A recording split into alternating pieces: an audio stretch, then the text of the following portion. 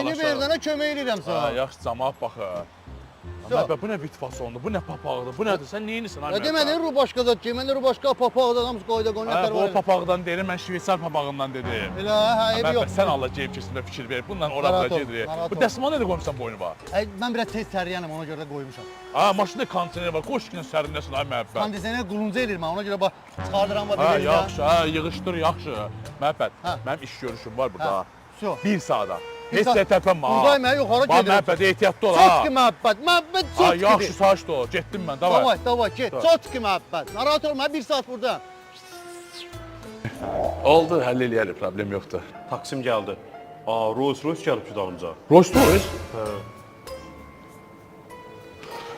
Gəl sən yolasın.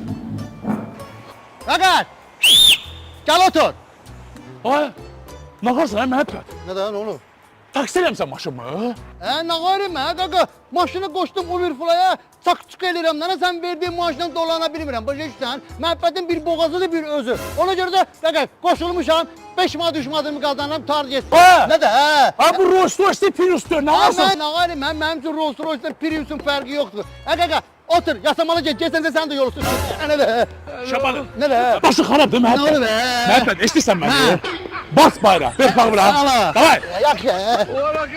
Aerodromu taxır deyil. Şveysar papağıdır. Tamam. Gel kardeş, gel.